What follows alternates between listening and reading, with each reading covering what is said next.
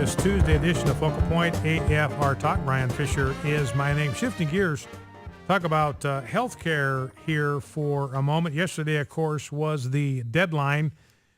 Security flaws of the Obamacare website have not changed and may have grown worse since its rollout, security analyst David Kennedy said. We haven't really seen any improvement as far as the site goes, and it looks like it's continuing to get worse and hasn't gotten any better. So that's going on the security front.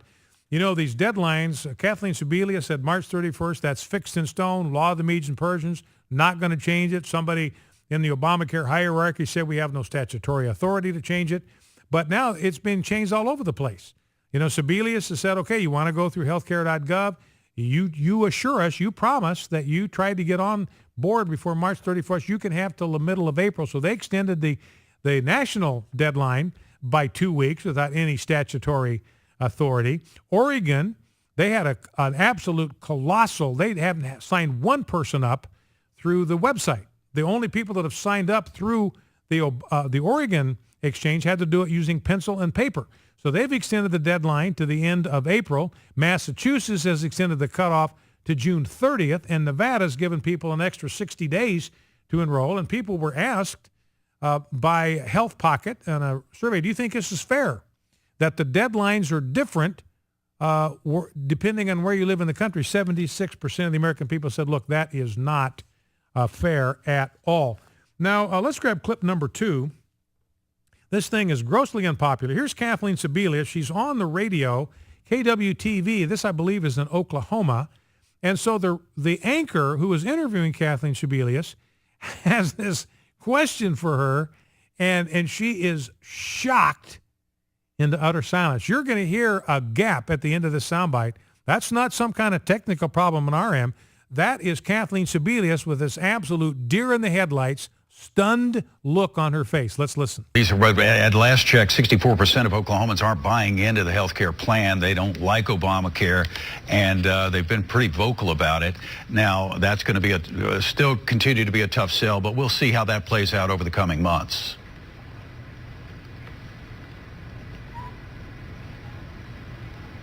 All right, Secretary Sebelius, thank you so much for being with us this morning. I think we've probably lost sound here or something. Well, I can hear you, okay. But thanks for having me. You're welcome. So Kathleen Sebelius, I can hear you, but I have absolutely nothing to say. 64% of Oklahomans aren't buying Obamacare, and she has no response to that observation. Now, Debbie Wasserman Schultz, she's the head of the DNC. This is clip number 3. And again, a lot of Democrats are out there, the Democrat senators that are in big trouble, like Mary Landrieu in Louisiana, Mark Begich up in Alaska. They are putting forth Obamacare fixes. They've got legislation to fix the multitudinous problems with Obamacare. So Chuck Todd is talking to Debbie Wasserman Schultz and asking her, what would you fix? Here's what she said. Let me ask you about this with the addressing of the problems. Give me a bill right now you would introduce to address a problem. Well, there's no specific bill actually right now that I would address because it's... You don't view there's a legislative problem that needs to be fixed? You know, I think there are going to be issues that arise around the margins that if we just have a chance to sit down with Republicans like we've done with hundreds of bills through years of our history, that we could hammer out problems that arise. But when you're what is one? You don't have one that's on your radar screen? That comes to mind immediately? No, nothing glaring. I'm not saying that there aren't problems, but there are always going to be ticks in a law that arise, and what we should be doing is sitting down and working those out. So she's asked, what would you fix? Well, I don't see any problems here. Nothing to worry about. Move along. Now, David Axelrod, clip 4. David Axelrod, a former advisor to President Obama, and he says, look, we just have to take the long view on this. And I'm thinking, somebody's got cancer.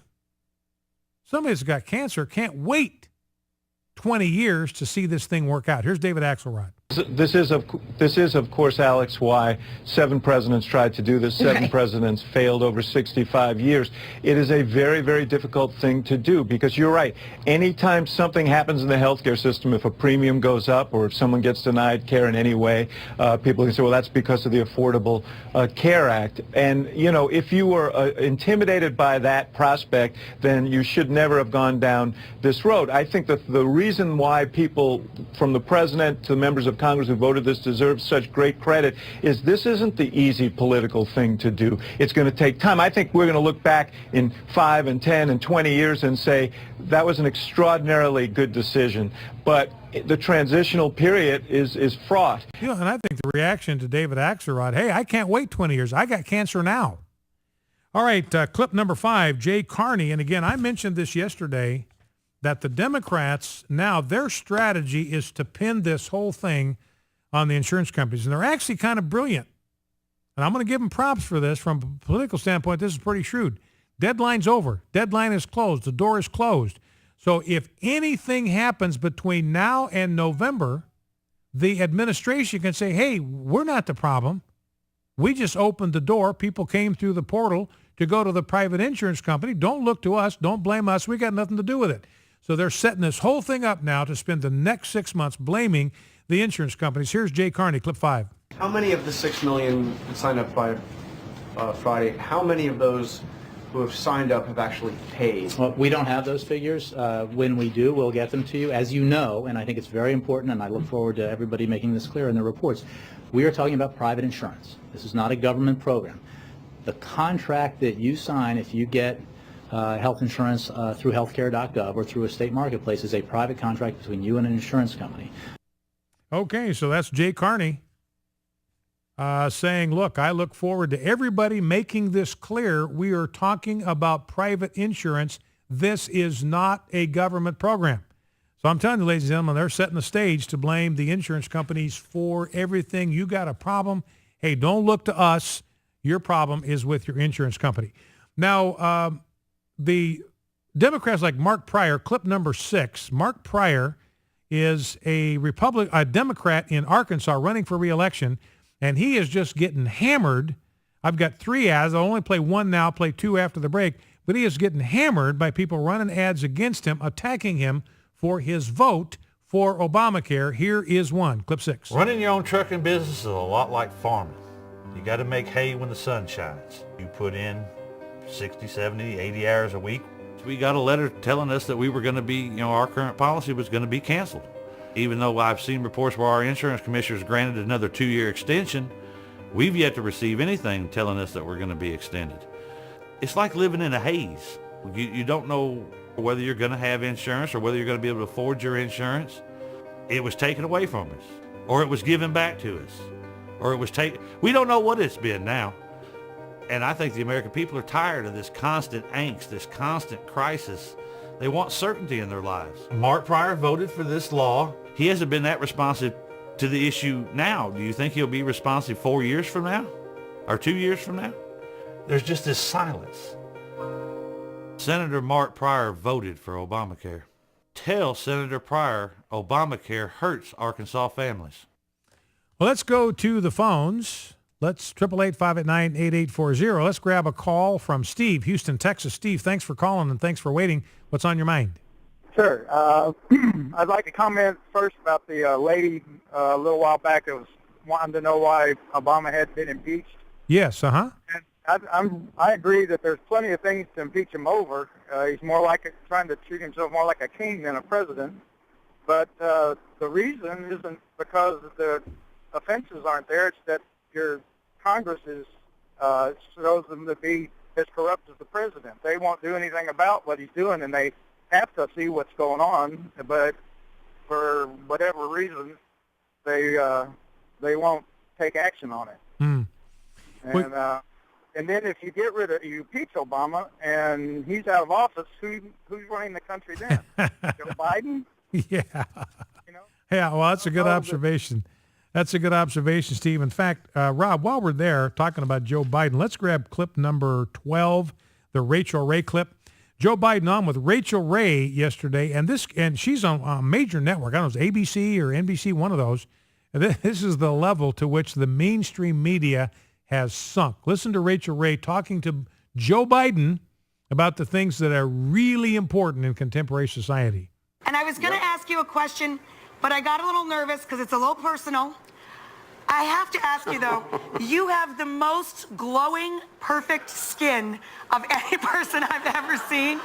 I really want to know what moisturizer you use. I love moisturizers.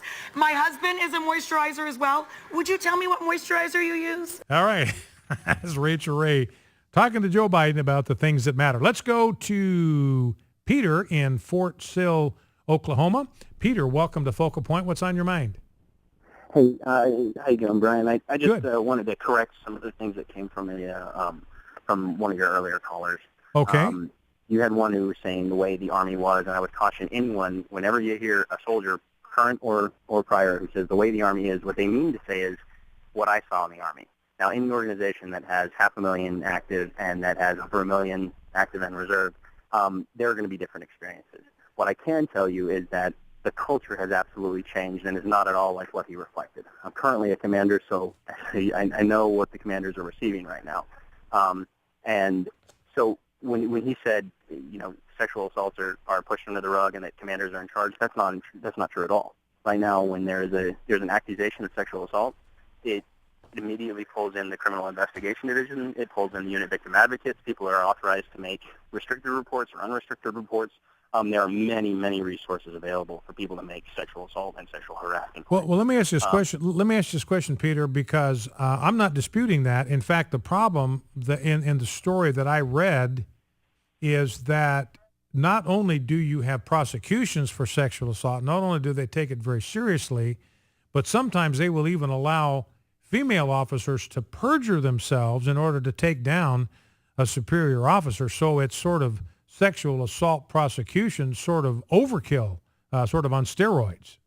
I don't want to step outside my lane in that. Most of the stuff that I have dealt with has been enlisted soldiers who are doing that. There are just a few officers in my command, and so I don't want to speak on behalf of, say, generals or commander or those. And that one, that may very well be political, but that's something that is far outside my lane there. What I've seen. Now, Peter, let me ask you this question. Now, are you work in this area of dealing with sexual assault in the military? I'm a commander, and so all right. they do come up to me. Yeah. Peter, would you be willing to stay over the break? I have some more questions for you if you can extend your stay just for a couple minutes. I can. Is that possible? Okay. Let's stay over. Keep Peter over the bottom of the hour. Listen to Focal Point AFR Talk. Want to talk to Peter, maybe get some firsthand observations about how the military currently is handling issues of sexual assault. So he's graciously agreed to stick with us for a couple more minutes. So we will be back with him in just a moment. You're listening to Focal Point AFR Talk. Stay with us.